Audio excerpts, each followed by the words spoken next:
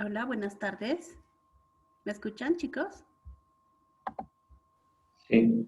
Buenas tardes, doctora. Sí. Buenas tardes, doctora. Muchas gracias por la espera. Van a disculpar, pero como es a media mañana nuestra clase, y yo ya estaba en la calle, era complicado regresar. Entonces, a ver, les dejo esta imagen. El tema que vamos a llevar el día de hoy es bonito. Se trata sobre la comunicación y el lenguaje. ¿Sí?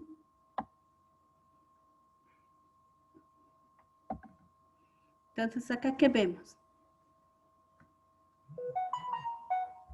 Acá tenemos a Mafalda, a su amiguito, que es Felipe. Y entre los dos, bueno, Doctora, ¿sí? doctora, disculpe, pero no veo nada. No sé si es mi pantalla o es que no se ve nada. Se ve todo negro. Solo se ve. Sí, el mío. Se ve normal.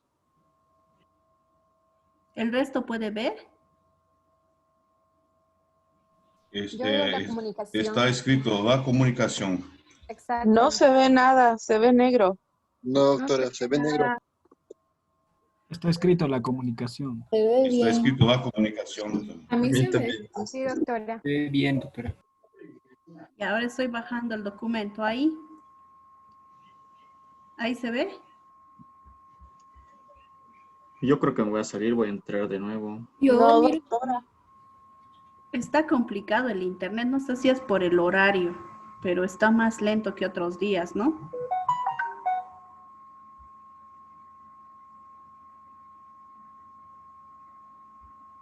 Bueno, ¿ya se puede ver? ¿Quién era que me estaba hablando? Yo, doctora, acabo de salir y vuelve a entrar, pero me sigue saliendo cargando la pantalla ahora. A mí también se ve negro. Debe ser el internet. Se quedó Pensé que- congelada en la comunicación. Ahora sí sale todo, dice compartir las pantallas nada más. Porque ya está compartido. A ver, Sí, a mí está la comunicación. a ver, estoy volviendo a compartir. Ahora, Sí, se ve. Ahora sí. Ahora sí, doctora. Sí, ahora sí. sí, creo que es en mi internet. Bueno, acá si ven, o sea, lo importante es que son algunas imágenes, ¿no? Como Mafalda, por ejemplo, que está ahí. Y en la comunicación necesitamos dos personas, ¿no? El receptor y el emisor, ¿sí? Y vamos a ir revisando esto de a poquito.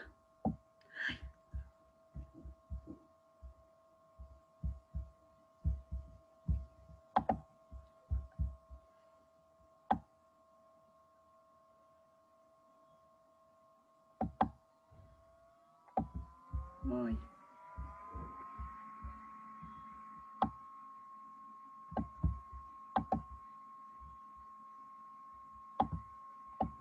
Se ha bajado este cuadrito.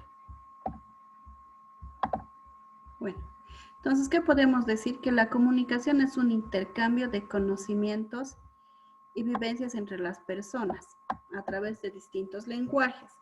¿Y por qué es importante llevar este tema en psicología médica? ¿Por qué creen que es importante que nosotros vayamos a ver esto?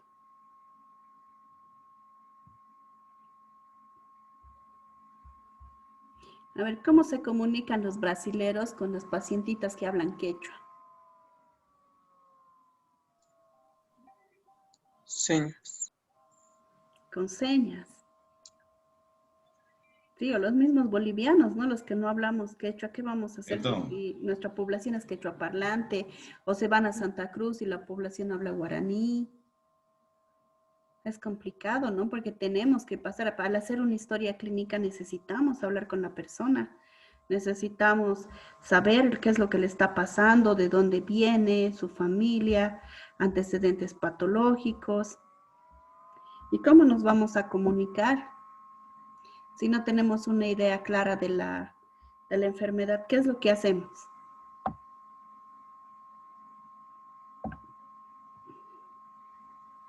Entonces sí tenemos ¿Dibujos?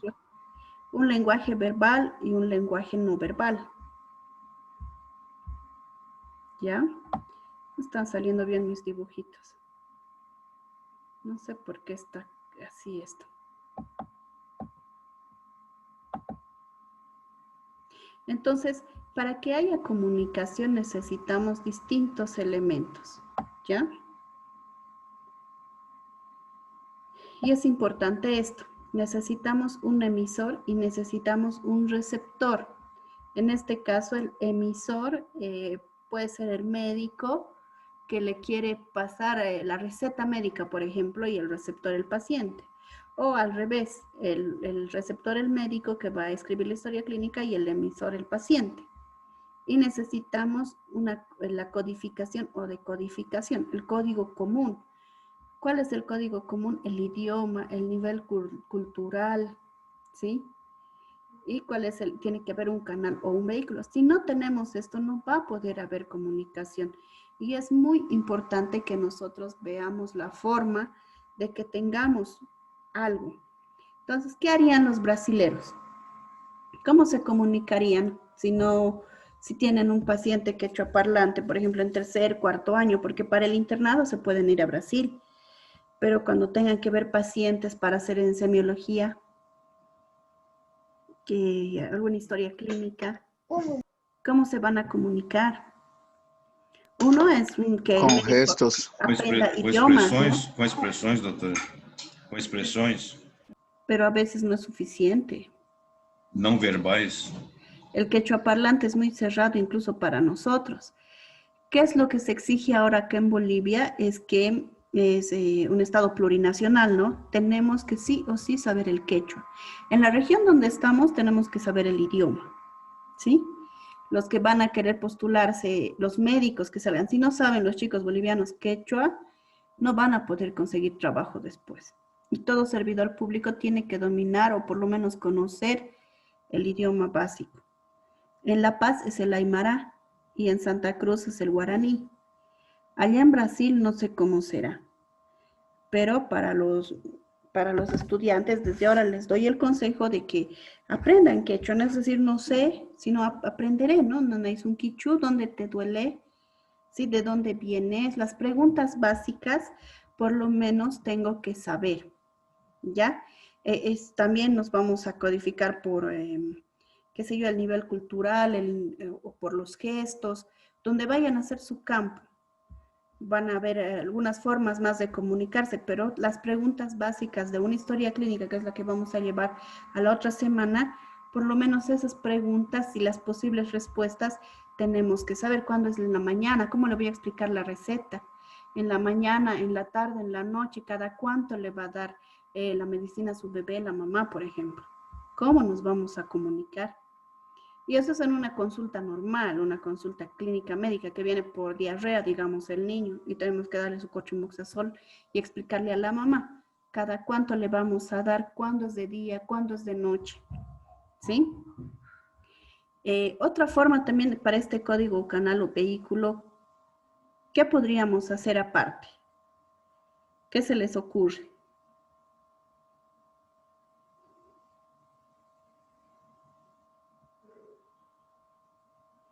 Dibujo, doctora. Los traductores, ¿no? Siempre va a haber alguna enfermera o algún personal en el hospital que hable quechua, que hable aymara o que sepa guaraní o inglés si estamos en el exterior o que sepa español y que nos pueda hacer la traducción. Sí, pero tenemos que llegar, tenemos que explicar al paciente. Eso es en la comunicación médico-paciente. Entonces vayan viendo de que nuestro título se puede homologar, pueden ir a hacer un posgrado o algo, y ahí también tienen que comunicarse, ¿no?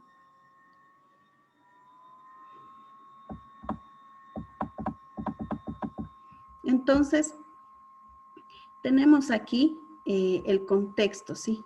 El contexto referencial. ¿Qué es lo que queremos transmitir? El emisor y el receptor y el mensaje. Vamos a ver cómo va a ser este lenguaje, si es metalingüístico, si es fático, si es poético, qué tipo de contexto, qué tipo de mensaje es el que yo le quiero dar, porque es importante en la comunicación, cómo me voy a comunicar, ¿sí? Por ejemplo, aquí la función emotiva o expresiva, dice. Acá aparecen los mensajes en los que el emisor deja de traslucir su estado de ánimo, ¿sí? O sea, deja ver si está enfadado, si está alegre, si está sorpresivo, ¿sí? Deja ver eso cuando está hablando. Hay exclamación cuando habla. Entonces, de repente esta función emotiva o expresiva, como dice su compañero, también va a servir para que se puedan comunicar, ¿no? Preocupación o tal vez alegría porque no tiene nada, no es cáncer, por ejemplo, ¿no?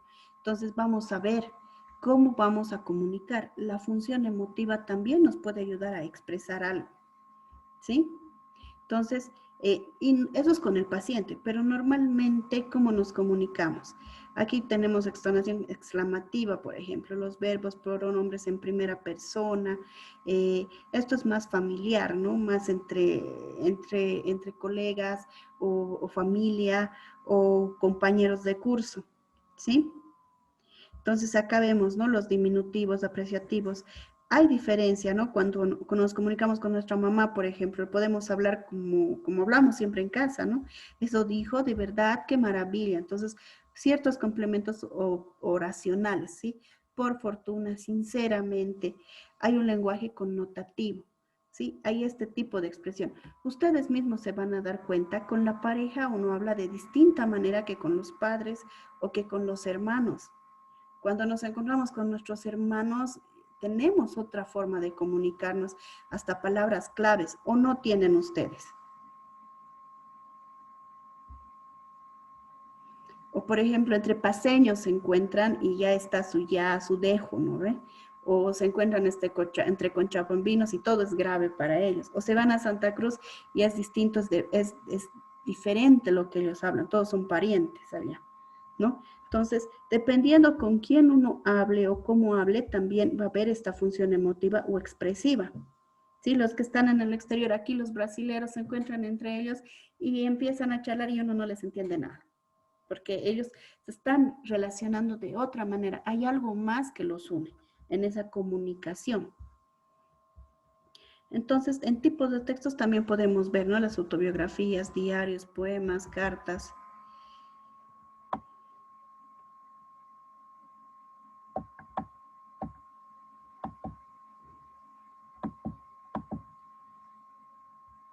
Entonces aquí la función conativa o apelativa, dice. Son imperativos, es por ejemplo cuando nosotros estamos,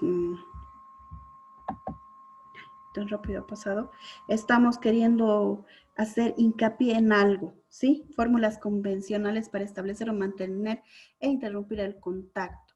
Oiga, ¿me oyes? Sí, sí, está bien, buenos días, adiós, ¿qué tal? ¿Cómo estamos? Entonces, tal vez en algún momento en la consulta médica vamos a requerir de esto, ¿sí? ¿Esto es verdad? No. Articulación de sonidos, que sea la letra legible. Tenemos que ser a veces un poco más conativos también, imperativos, ¿sí? Para poder que el oyente responda, para que exista una respuesta. Tenemos que persuadir al oyente. En este caso, siendo el médico, vamos a tener que hacer presencia, ¿no? Sí o sí, decirle buenos días, cómo está, qué le está pasando, qué tal, cómo estamos, qué le está pasando, cuál es su motivo de consulta. Y el otro emisor también en su momento va a responder, porque tiene que responder. Esto es como un poco más de, para sacar información. Lo otro era más como en familia, entre paisanos, pero acá es un poco más la situación en la que va a estar el médico. Y las palabras que no entendamos en quechua para comunicarnos también tenemos que aprender en este sentido, ¿no? Poder sacar información al paciente.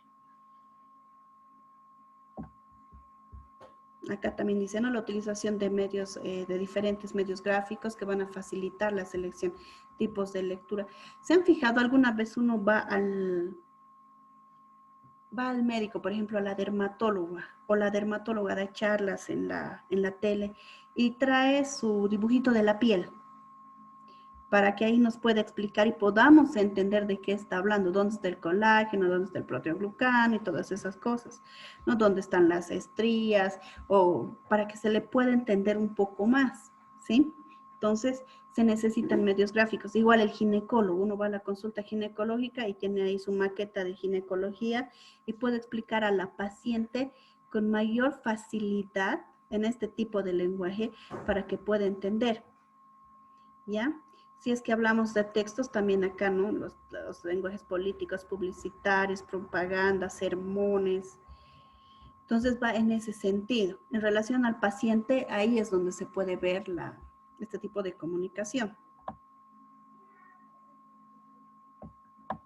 En la representativa hay una comunicación objetiva, ¿sí? Oraciones enunciativas, lenguaje denotativo.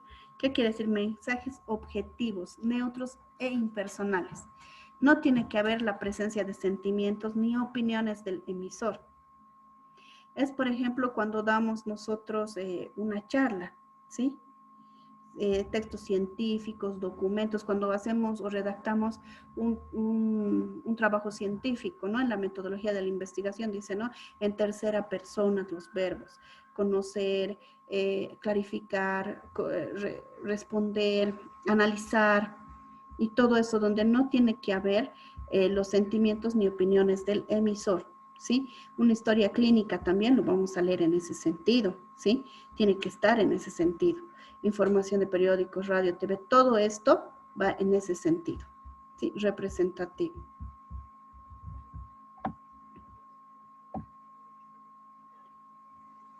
La poética, como comunicación que cuida la belleza del mensaje. Todos sabemos los poemas, ¿no? Hemos visto, o sea, aquí es en otro sentido, más romántico, digamos.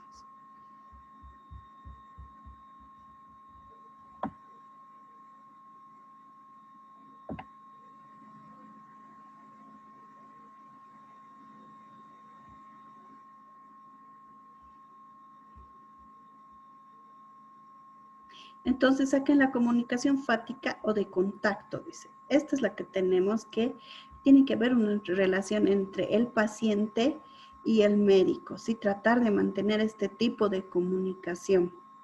Entonces, tiene que haber un buen control de canal. No podemos tener una buena comunicación si no hay un buen control de canal, donde nosotros tenemos que establecer, facilitar, mantener o interrumpir el contacto con el receptor. Y tenemos que tener frases hechas o interjecciones, como dice, ¿no? Entonces, dentro de lo que es la entrevista con el paciente para la realización de la historia clínica, tiene que haber un buen control de canal.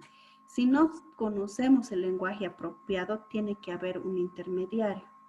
Y si conocemos el lenguaje y queremos aparte sacar información en la parte psicológica, también, con mayor razón tenemos que llegar a tener esta empatía para poder tener más contacto con el paciente.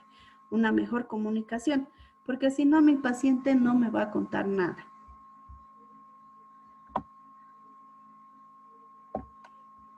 Y acá también podemos usar, dice, palabras clave, de una o de otra manera tratar de preguntar algo, ¿sí? Recursos tipográficos que facilitan o dirigen la lectura. O sea, acá también podemos utilizar, tienen avisos los oculistas, por ejemplo, ¿no? Tienen sus avisos, tienen sus carteles.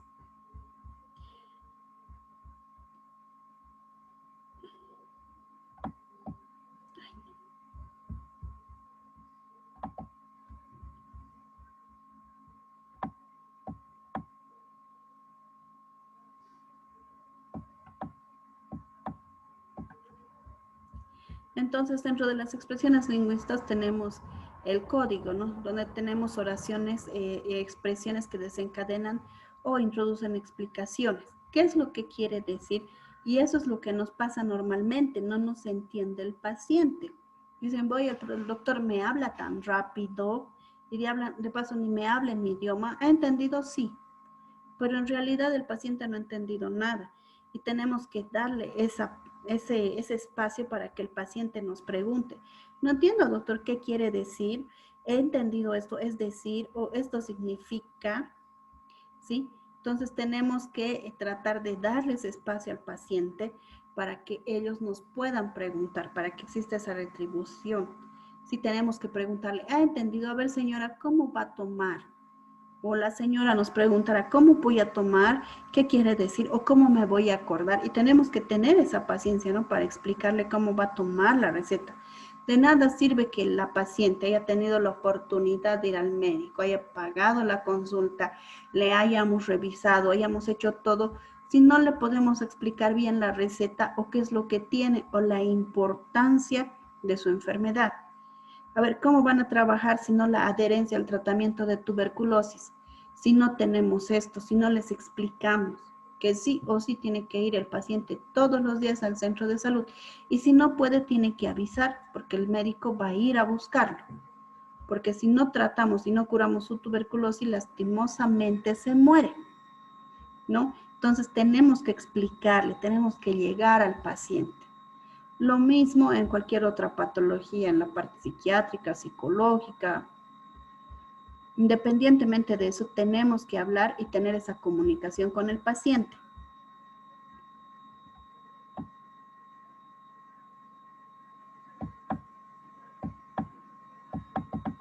Entonces, esto es muy importante.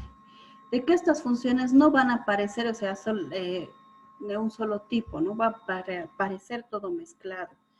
Pero se habla de una función dominante y aquí es donde el médico, si el paciente no puede hablar mucho o no explica lo que quiere, o viene, me habla de todo, pero no me habla de lo que tiene, ¿quién tiene que llevar la conversación? Tiene que haber alguien. Y en este caso, en la relación médico-paciente, es el médico, ¿sí? Tiene que saber dirigir la entrevista, saber dirigir las preguntas. Es evidente que a veces hay señoras, hay pacientes que ni bien ven al médico, dicen ya me he sanado, ¿no? Ya me he curado, ya me he escuchado. A veces solamente la consulta les hace bien, la parte psicológica, porque hay alguien que les escucha, hay alguien que les entiende y les atiende. Entonces, por eso es importante esta función, ¿sí? Entonces, chicos, ya se va a cortar esta reunión. Voy a volver a mandar la invitación. No sé por qué se está cortando tan rápido. Doutora, ¿Sí? uma pergunta sobre o trabalho, é para que dia, que ficha? Vamos a ver, para mañana puede ser. ¿Ya han hecho todos? Sobre álcool, né? Não, doutora. É individual, sobe a mudra? Van a enviar porque subí a la plataforma, ¿no ve? Una parte para que puedan enviar. Sim, aí amanhã, não?